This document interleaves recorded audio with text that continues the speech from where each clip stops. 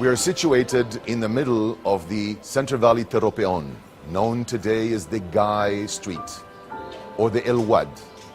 Here in the crossroad with the Cross Valley lay station number 5 of the Way of the Cross, a small chapel of the Franciscan order, marking the place of Simon of Cyrene.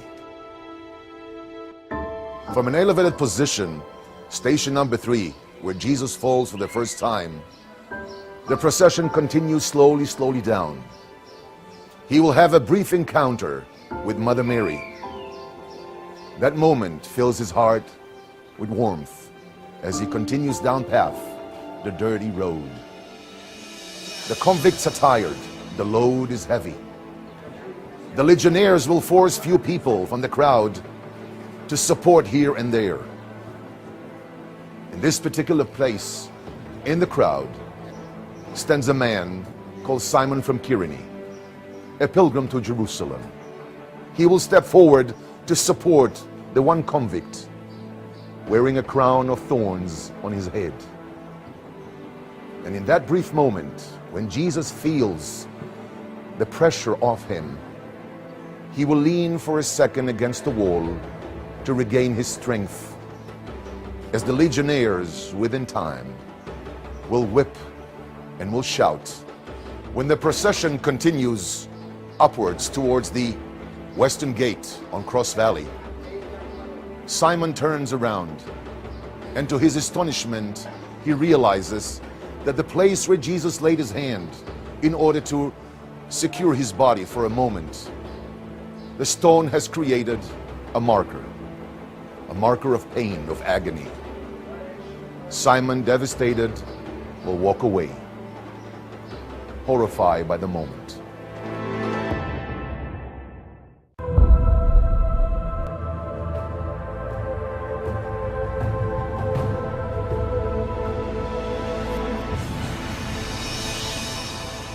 We are situated next to the pillar marker of station number 6 of the Way of the Cross.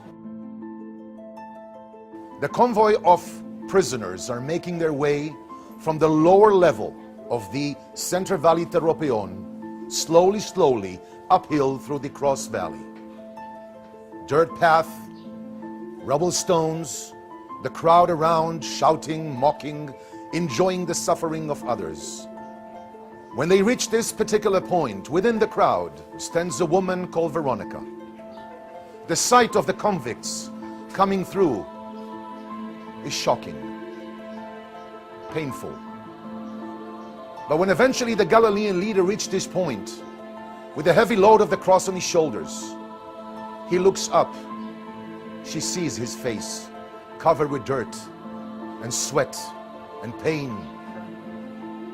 Her warm feelings will come over her, and she will step forward and take her veil and softly clean his face from that dirt and the dust. Looking into his eyes, warmth comes all over her from the pity. He will continue on his path towards the gate, due west, up on the hill. And as she walks back towards the crowd, she will look into a handkerchief and realize that his face has been imprinted into her veil. Station number 6 of the Way of the Cross, dedicated to Veronica. I guess I like to think of living here on the Via Dolorosa as still a very lived experience. The event happened 2,000 years ago, but most of the places along the Via Dolorosa are owned or administered by men's congregations. And I think I would say that the stations that we remember along the way, the Veronica wiping the face of Jesus, Jesus meeting the women, Jesus meeting his mother, they're symbols for me of how, as women, we have the qualities to be able to be sensitive, to be warm, to be compassionate, to go beyond self. And I would hope that the hospitality, the way we do our education, the way we invite, treat, respect people, would be a constant reminder of those women that were part of Jesus' life.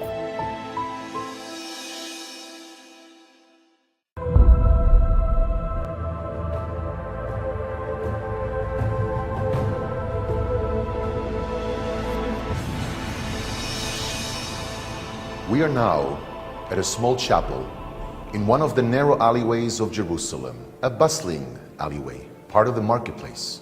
This particular chapel is marking station number 7 of the Way of the Cross, the traditional gates of the old city of Jerusalem facing west. Jerusalem was, in the Roman period, was surrounded by a number of walls. The first wall we know is what is called the First Wall, a wall which is quite early. But by the time of Jesus, we already have a second wall. The second wall of the city of Jerusalem goes on a path which today runs along more or less the line of the street that runs today from the Jaffa Gate down towards the Temple Mount. But the exact line of it, where it was exactly, is something we don't totally know. What is very, very clear to us is that the second wall was in front of the Golgotha. In other words, Golgotha was outside the city wall at that time. Jewish tradition would have been challenged greatly by the idea of having crucifixion inside the city. An execution inside the city would have been too much of an attack on Jewish tradition. For that reason, Jesus would have been taken outside the city. Only later on do we get the building of the third wall, which is built further to the north, and would have enclosed this area of the Golgotha within inside the city walls, but that is all after the crucifixion and the burial of Christ. The convict procession are making their way uphill towards the western gate of the city. As they reach the gate, a beautiful view unveils before them. The crowd pours around them, shouting, taunting, enjoying the suffering. Some are looking horrified at what is going on. As they come out from the gate, a shining bright light blinds their eyes. Jesus loses his grip and falls for the second time, crushing into the earth. The crowd is in a halt. Silence suddenly is around. The people are looking. Will somebody run and lay help? Will somebody come there and try to help to pick him up? But with unimaginable strength and determination, he will rise to his feet and continue his journey towards the quarry that lies ahead and their journey's end.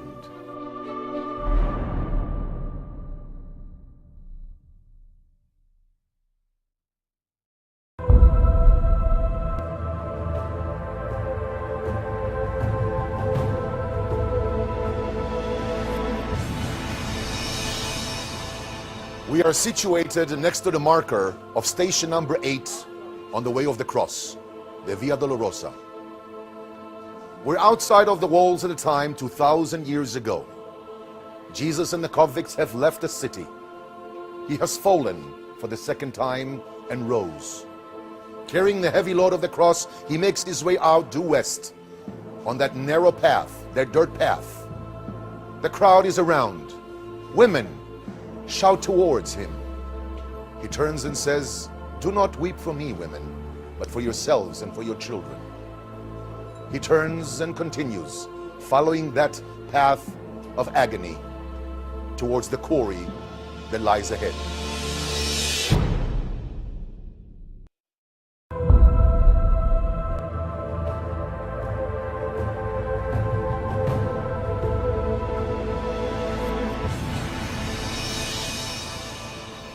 We are situated next to station number 9 of the Way of the Cross.